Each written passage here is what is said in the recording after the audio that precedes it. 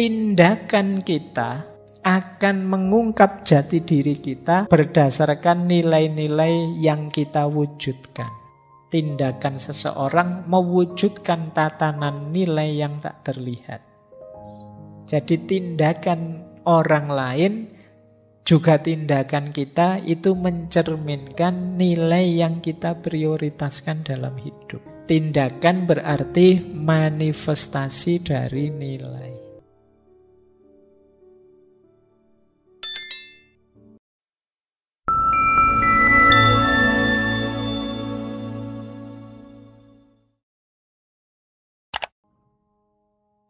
Assalamualaikum warahmatullahi wabarakatuh.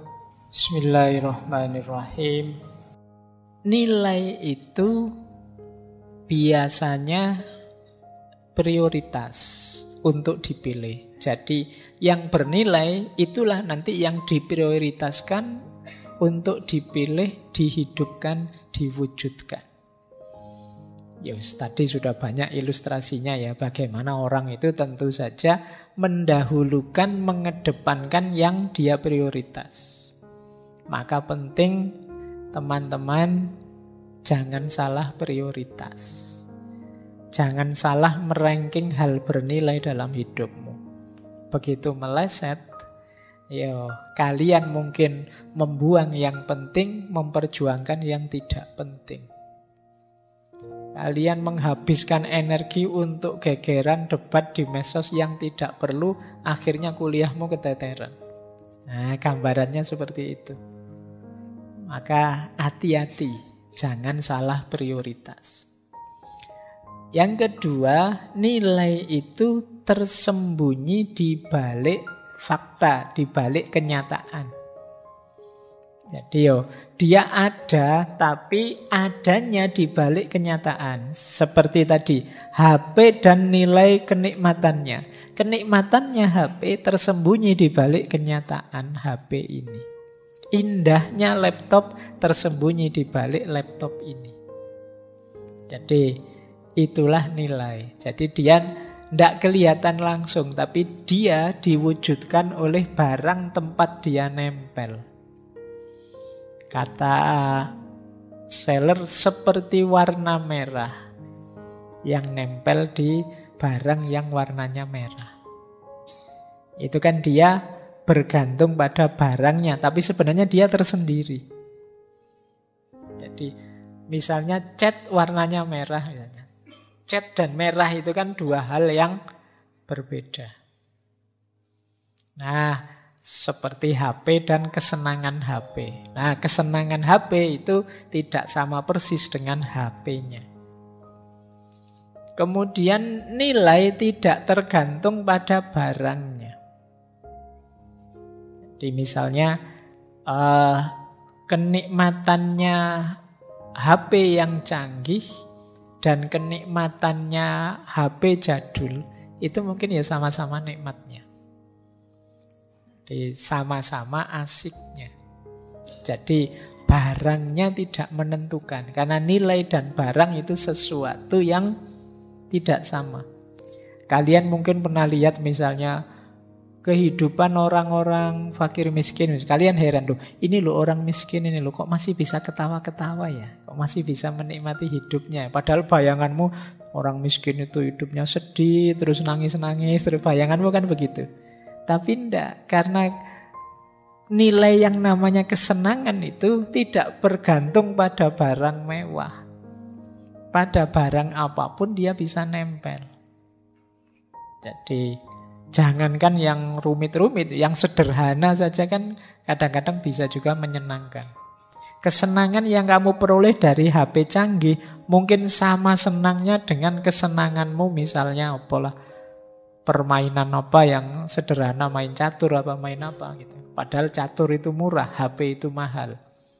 Tapi sama-sama menyenangkan. Jadi nilai itu tidak tergantung barangnya. Jadi kesenangan nongkrong di kafe dengan kesenangan ngaji filsafat, dengan kesenangan kuliah, dengan kesenangan, ini kan sama-sama kesenangan namanya. Tapi barangnya beda-beda. Itulah mengapa Nilai itu tidak tergantung barangnya. Sebagaimana nilai moral dan perbuatan. Perbuatan itu mewujudkan nilai, tapi perbuatan dan nilai itu dua hal yang berbeda. Cium tangan dan tawaduk itu dua hal yang berbeda. Ada loh orang cium tangan, tidak ada tawaduknya, wong itu cuma basa-basi. Ada loh yang tidak sempat cium tangan, tapi dia sangat menghargai, sangat tawaduk, bisanya hanya mengangguk saja. Jadi perbuatan itu kendaraannya nilai. Tapi tidak selalu satu perbuatan mengemban nilai yang sama. Nah ini penting. Ini apa kalau bahasa Jawanya, patokannya, angger-anggernya tentang nilai. Oke ya, kita lanjut. Nah, sekarang kita mulai membahas objektivitas. Jadi nilai itu objektif. Objektif itu berarti tidak tergantung pada subjek. Jadi objeknya bisa berbunyi sendiri. Tergantung pada subjek itu mengikuti keinginannya subjek. Ya contohnya objektif itu misalnya saya bilang meja kecil ini taplaknya warnanya hijau. Ini kan namanya objektif.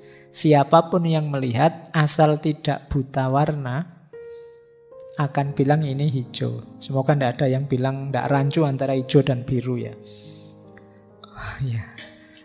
Karena kadang-kadang ada yang bulat itu antara hijau dan biru. Tapi ini secara objektif warnanya hijau. Subjek tidak bisa mempengaruhi. Kamu tidak bisa bilang, itu kan pandangan bapak saja. Pokoknya menurut perspektif saya, ini warnanya coklat misalnya ya. Kamu diketawain orang. Ini sisi objektif. Ketika subjek tidak ikut mempengaruhi. Jadi kalau ada yang tanya, Pak, objektivitas itu ada? Kah? Ada. Contohnya sederhana ini tadi. Mbok kamu tanyakan pada orang Amerika, orang India, orang Yahudi, orang apalah itu, jawabnya ya sama, ini warnanya hijau. Pak, itu orang Yahudi bilang hijau, saya tidak mau mengikuti Yahudi, nanti saya... Loh, ini fakta objektif kok. Jadi mau tidak mau ya kamu harus bilang ini hijau. Itu yang disebut objektif. Jadi subjek tidak bisa mengintervensinya. Nah, nilai menurut Seller juga begitu. Tidak tergantung pada subjek. Bandingkan misalnya dengan rasanya teh kalian atau kopi kalian. Itu cukup tidak manisnya. Kalau ini tergantung subjek. Ada yang bilang kemanisan, Pak. Ada yang bilang, wah kurang manis, Pak. Oke, tak miring-ngirit kelihatannya sekarang. Misalnya, itu persepsi sudah. Kalau ini subjektif. Jadi, tapi fakta bahwa kalian mendapatkan teh atau mendapat kopi, ini objektif. Wong faktanya memang kalian disediakan kopi. Itu kan objektif. Kalian nggak bisa muter fakta, ndak lah. Ya sebenarnya disediakan kopi, Pak, tapi tak anggap ndak ada sajalah. Nah, ya, nggak bisa, wong itu objektif. Nah, nilai juga begitu kata Seller. Nilai itu objektif. Manusia tidak menciptakan nilai, tapi dia menemukan nilai. Menemukan itu kan berarti dia telah ada sebelumnya. Kalian tidak pernah ke pantai mana, begitu ke sana, wah indah sekali ya pantai ini. Kualitas indah itu kalian temukan. Jadi bukan kalian yang menciptakannya. Nanti melihat apa lagi kamu sebut indah lagi. Kenapa? Kalian bisa menemukan makna keindahan, nilai keindahan, sehingga kalian bisa menerapkannya pada apapun yang menurut kalian sesuai dengan nilai keindahan tadi. Bukan kok, wah tadi lihat pantai sana kamu bilang indah. Ganti pantai kok masih kamu bilang indah. Kamu tidak konsisten. Yang indah yang mana sebenarnya? Loh, semuanya indah. Kenapa? Kita punya. Jadi dalam diri kita nilai keindahan. Kita menemukannya dalam diri kita.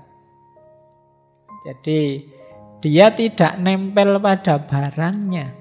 Tapi kita temukan melalui intuisi kita. Identitas keindahan itu.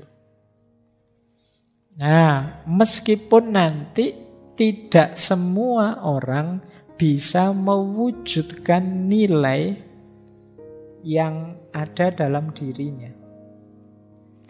Saya punya prinsip persaudaraan. Hidup ini nilai-nilai persaudaraan harus saya wujudkan. Tapi nanti karena situasi tertentu, saya tidak bisa Pak menjalin hidup bersaudara itu. Orang-orang maunya saingan terus. Nah, bisa jadi begitu. Jadi tidak selalu nilai itu bisa kita wujudkan sesuai yang kita idealkan. Ini sebenarnya menunjukkan sisi objektifnya nilai.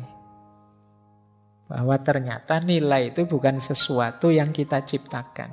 Kalau dia sesuatu yang kita ciptakan mungkin ya wis pokoknya seperti ini sajalah persaudaraan itu saya anggap cukup. Tapi enggak, kalian merasa kurang Pak, saya persaudaraan yang bisa saya wujudkan cuma segini. Itu berarti kan kalian ada ideal sendiri tentang nilai persaudaraan itu.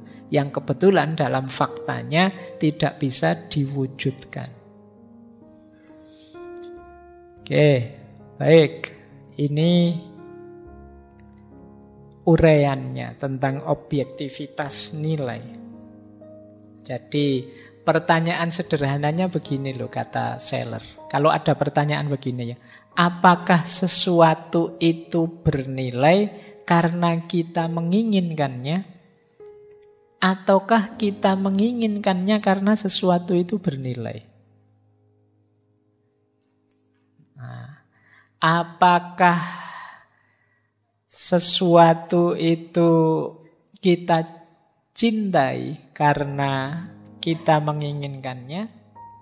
Ataukah kita menginginkannya karena sesuatu itu layak dicintai? Kalau pandangannya aliran subjektif, yang ini saya warnai merah karena Seller tidak setuju, nilai itu ditentukan oleh subjek. Berarti apa? Kita menginginkannya, maka dia jadi indah. Tapi kalau versinya Seller tidak, nilai itu objektif. Jadi kita menginginkannya karena indah. Jadi keindahan, kecantikan itu berarti sesuatu yang objektif, bukan karena kita. Jadi kita jatuh cinta karena cantik, bukan karena kita cinta maka dia terlihat cantik. Nah, itu madhabnya Seller beda. Kalau selama ini kan kita punya madhab, semua yang kita cintai kelihatan cantik. Kata Seller kebalik. Karena dia punya kualitas cantik maka kita cintai. Ini bagi saya lebih realistis ya. Selama ini kan kamu agak gombal itu kan. Kamu buktinya apa? Nanti kalau ada yang lebih cantik ya kamu ganti haluan. Jadi berarti memang lebih dulu nilainya daripada keinginanmu. Nah, jadi kata Seller juga begitu. Nilai itu objektif, tidak tergantung dan tidak ditentukan oleh subjek. Jadi, dan nanti dia tersusun secara hierarkis. Dan harus dibedakan antara penilaian dan nilai. Jadi nilainya sendiri objektif, meskipun nanti penilaiannya bisa macam-macam. Jadi cantiknya objektif, tapi bagi orang tertentu itu biasa, bagi yang lain sangat cantik, bagi yang lain lagi itu sebenarnya tidak cantik juga. Ini sudah penilaian. Kalau penilaian bisa beragam, tapi nilainya sendiri dia objektif. Ini makanya kata Seller harus bisa dibedakan antara nilai dan penilaian. Oke, ini objektivitasnya nilai. Kalau aliran subjektif dia tidak terlalu setuju. Nah, ini loh kalimatnya yang terkenal dari Seller. Meskipun pembunuh tidak dinyatakan sebagai jahat, tapi pembunuhan itu tetap kejahatan. Kadang-kadang kan ada pembunuh tapi pengadilannya memutuskan tidak bersalah. Tapi tidak bisa dipungkiri, secara objektif pembunuhan itu jahat. Meskipun kebaikanmu tidak dimengerti sebagai baik, tidak usah khawatir, dia tetap kebaikan kok. Kalau kebaikan itu tergantung persepsi orang, perspektif orang, ya berarti kalau ada orang menyalahpahami kebaikanmu, ya dia benar. Padahal tidak. Disalahpahami tidak masalah, kebaikan tetap kebaikan kok. Kamu jujur tetap dianggap curang, ya terserah, yang penting saya jujur. Karena meskipun disalahpahami, kebaikan tetap kebaikan. Karena dia nilai yang mandiri, tidak tergantung perspektifnya manusia, tidak tergantung perspektifnya orang lain. Jadi meski pembunuh tidak dinyatakan jahat, tetapi tetap itu kejahatan. Kayak yang sekarang sidang itu kan ramai, itu tidak tahu nanti keputusannya apa. Tapi seandainya tidak sesuai harapanmu, tidak usah khawatir kok. Yang jahat tetap jahat, entah siapa dan seperti apa kejahatannya. Yang baik tetap baik. Tidak akan bisa dibalik, yang jahat jadi baik, yang baik jadi jahat. Hanya penilai saja yang bisa berubah-ubah dan macam-macam. Tapi nilainya akan tetap. Jadi jangan dikira kalau kalian curang tapi tidak ketahuan terus namanya kalian selamat, atau curangmu jadi baik. Tidak, curangmu tetap jelek. Hanya saja dinilai baik karena penilainya tidak tahu. Itu gunanya misah antara penilai dengan nilai. Jadi ini pandangannya Seller yang disebut objektivitasnya nilai. Nilai itu objektif. Ini pandangan-pandangan jenis objektif ini belakangan mulai jarang. Karena pasca modern itu orang lebih menganggap kebenaran-kebenaran itu subjektif sifatnya. Tergantung orang. Nah, Seller masih memperjuangkan bahwa ada yang objektif. Nilai itu objektif. Baik, kita lanjutkan. Ini tadi yang sempat saya singgung. Nilai itu diungkap, ditangkap dengan intuisi, bukan dengan akal. Kata Seller, memahami nilai itu dengan rasa, tidak dengan akal. Tadi indah tidak indah, itu kan dengan rasa. Baik tidak baik itu dengan rasa. Kalian sadar kok ini rasa. Rasa itu kata Seller bukan kok kayak kita merasa dingin, merasa sakit dan sebagainya. Tapi namanya phlen. Phlen itu rasa bahwa ada sesuatu yang hadir dalam diri kita. Melihat laut, kita terus merasa damai, nyaman sekali. Indah ya laut itu. Itu rasa namanya. Jadi kita menangkap nilai itu menggunakan rasa, tidak pakai akal. Kalau pakai akal mungkin begitu lihat laut, ya pikiran kita tidak mengarah ke keindahan, tapi mengarah ke, wah ini laut luas sekali ya, kalau tsunami gimana, saya lari kemana, mikirnya mungkin begitu. Tidak melihat keindahannya, terus lihat, wah ini kalau menguap jadi awan, awan jadi hujan, mikirnya mungkin ke situ. Tapi tidak, menangkapnya pakai rasa, intuisi. Wah ini selamat bagi kalian, kan coba pakai akal, misalnya keindahan tadi, wah, mungkin kalian lakunya lama. Karena orang nonton, wah wajahku kok gini ya, secara rasional ini sulit dapat pasangan. Nah, tapi untungnya orang menangkap keindahan itu pakai rasa. Kadang-kadang ketemu pertama tidak terkesan, begitu akrab, menarik juga ya, rasa itu sudah. Jadi akhirnya dekat. Jadi nilai itu menangkapnya pakai intuisi, pakai rasa. Bagi orang tertentu mungkin satu tempat itu, alah wong tempat kayak gitu saja kok jadi tempat rekreasi ya.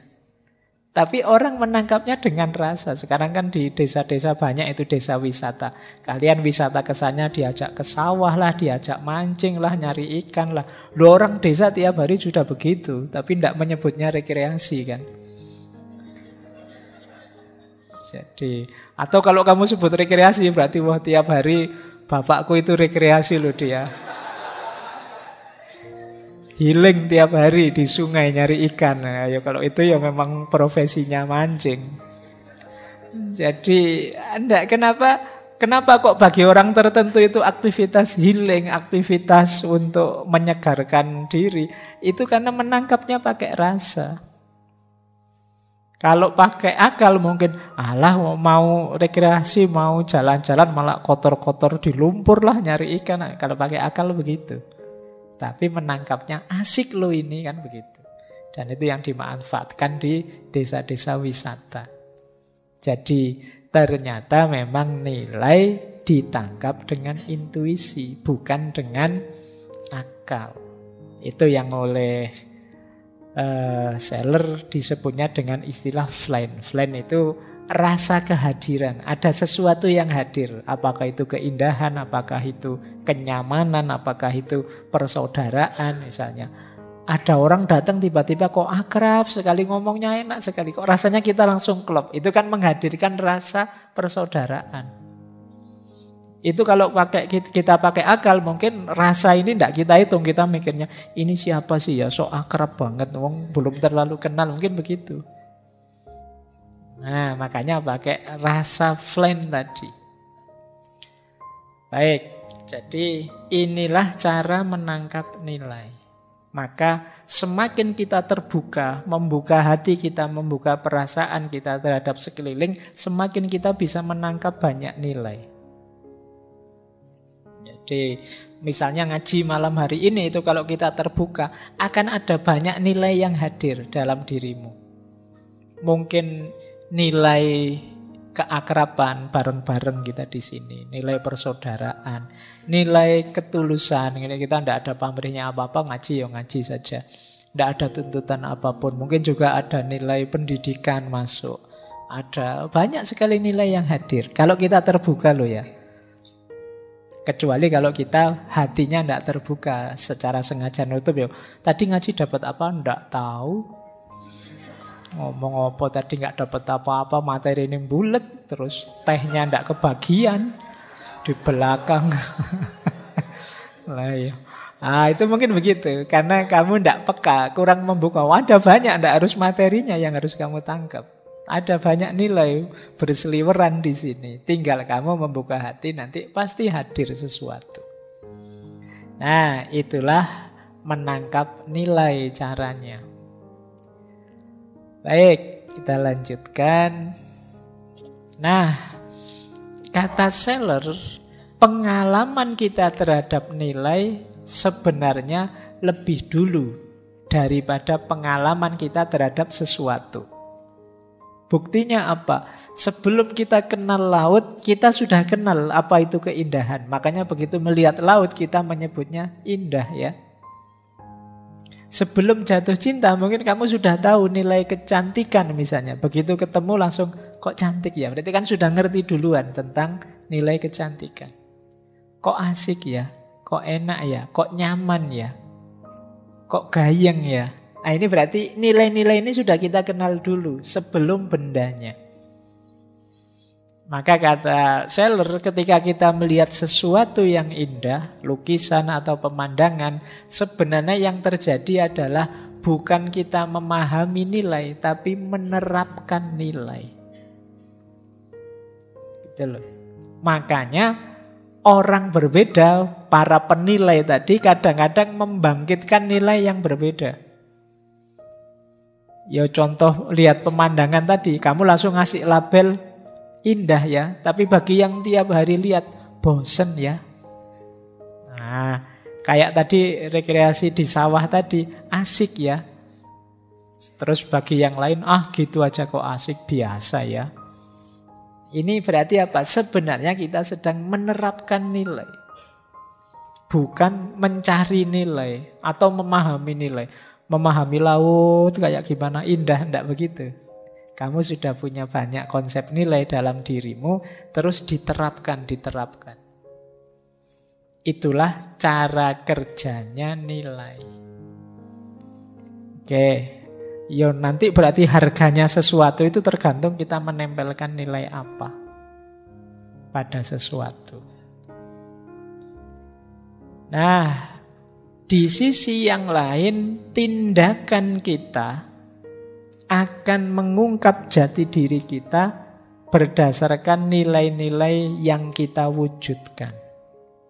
Kata Seller, seperti prisma yang memantulkan spektrum warna yang tak terlihat. Tindakan seseorang mewujudkan tatanan nilai yang tak terlihat. Orang ini kalau ngomong tentang harta, terus tentang materi, terus tentang itu sebenarnya mengungkapkan siapa dirinya. Oh, berarti nilai tertinggi bagi orang ini itu nilai kekayaan. Kalau orang ini itu pinginnya kita rukun, tiap hari ngajak jangan gegeran, yuk bareng-bareng apa-apa, yuk bersama-sama yang rukun lah, yang harmonis lah. Oh, mungkin orang ini mengutamakan nilai persaudaraan, nilai kerukunan. Jadi tindakan orang lain juga tindakan kita itu mencerminkan nilai yang kita prioritaskan dalam hidup. Jadi ini tindakan berarti manifestasi dari nilai. Lanjut, kalau ini mudah dipahami ya. Nah, ini materi intinya. Tadi baru pengantarnya. Ya kan judulnya hierarki nilai. Inilah hierarki nilai. Rankingnya nilai. Jadi Seller ini membagi nilai jadi 4. Ini hierarkis ya. Berarti dimulai dari yang paling rendah sampai nilai yang paling tinggi. Yang paling rendah dari nilai-nilai adalah nilai kesenangan atau nilai kenikmatan, kenyamanan. Enak tidak enak, senang tidak senang, suka tidak suka.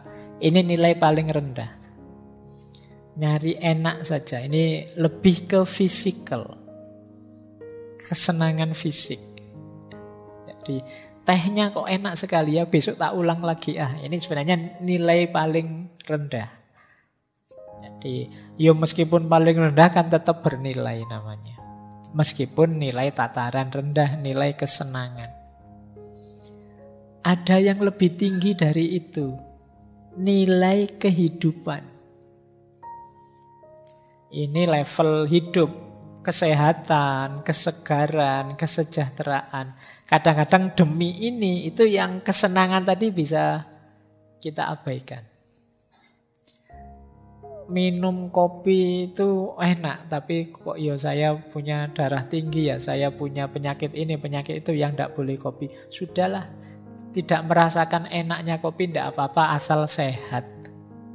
Nah, ini berarti nilai hidup yang namanya kesehatan rankingnya lebih tinggi. Jadi ini level nilai kedua. Namanya nilai kehidupan. Ini kesejahteraan misalnya. Puasa dulu ndak apa-apa asal kita sejahtera, nyaman. Sementara tirakat dulu, ndak seneng-seneng dulu, tapi besok kita bisa lama senengnya. Hidup kita, anak cucu kita sejahtera. Ini nilai kehidupan namanya. Biasanya lebih kita dulukan daripada nilai kesenangan. Ada lagi yang lebih tinggi, nilai kejiwaan. Jadi nilai kejiwaan itu biasanya sudah tidak lagi melihat kenikmatan, kenyamanan fisik. Kata Seller ada 3 nilai kejiwaan itu. Yang pertama nilai estetik, indah tidak indah. Yang kedua nilai kebenaran, benar salah, adil tidak adil. Yang ketiga nilai pengetahuan yang murni, termasuk yang didapat dari filsafat, kata Seller. Nilai kejiwaan ini misalnya demi keindahan, demi harmoni. Nah, yang tidak indah kita singkirkan. Nah, ini biasanya lebih tinggi levelnya daripada sekedar kenikmatan, kenyamanan fisik. Makanya orang butuh rekreasi. Misalnya rekreasi itu kan rugi secara finansial. Tidak enak juga secara fisik, capek. Tapi di situ kita menemukan banyak nilai keindahan. Atau nilai kebenaran, nilai keadilan. Ini kan kita perjuangkan, ini kan mati tidak apa-apa, asal keadilan tegak, asal kebenaran menang. Kan kita sampai begitu. Kenapa? Karena memang ini nilai yang lebih tinggi daripada nilai kehidupan. Daripada hidup menanggung malu, lebih baik mati memperjuangkan keadilan. Nah, ini level nilainya memang lebih tinggi daripada nilai kehidupan. Jadi sebenarnya ya logis saja. Wah, ini orang ini luar biasa loh Pak, mengorbankan hidupnya demi kesejahteraan keluarganya misalnya. Ya wajar saja sih, karena memang itu ada hubungannya dengan nilai yang lebih tinggi. Jadi nilai kejiwaan ini lebih tinggi. Atau nilai ilmu, pengetahuan. Ini ya mungkin mudahnya nikmatnya ilmu. Ilmu itu asik loh. Dari tidak tahu jadi tahu itu nikmat. Orang bisa mengorbankan banyak hal untuk ini. Rasa penasaran itu kan menyakitkan. Kalian mungkin heran, ngapain sih para peneliti, para ilmuwan itu menghabiskan uang banyak-banyak untuk neliti. Wong yo penelitiannya cuma diterbitkan di jurnal, di perpustakaan, terus numpuk begitu saja. Enggak, ini ada kenikmatannya sendiri. Pengetahuan murni namanya. Makanya ada momen eureka. Momen eureka itu begitu ketemu pengetahuan kita saking senengnya sampai histeris, euforia. Karena enak, nyaman. Nah, dapat wawasan baru itu asik. Makanya kalian ngantuk karena tidak paham-paham. Coba kalian paham, wah itu mungkin lebih asik kamu ndak. Jadi ini nilai kejiwaan. Orang rela berkorban, bahkan mengorbankan hidupnya, mengorbankan kesenangannya. Kadang orang cari ilmu itu kan harus tirakat, harus ndak seneng-seneng seperti yang lain. Karena memang nikmatnya ilmu itu khusus, lebih tinggi daripada nilai hidup bahkan dan nilai kesenangan. Yang keempat, ini yang paling tinggi. Namanya nilai kesucian. Ini nanti berhubungan dengan sakral dan tidak sakral. Ya mudahnya ini nilai-nilai religius dalam hidup. Ini levelnya paling tinggi. Demi sesuatu yang kita sakralkan itu, ya nilai-nilai di bawahnya bisa kita kalahkan. Jadi ini sakral loh ya. Misalnya HP ini kok kita sakralkan, kita anggap suci. Wow, itu saya tidak berani jual ini HP ini misalnya. Ini HP ini kemarin langsung diberi oleh malaikat Jibril loh, ke saya misalnya.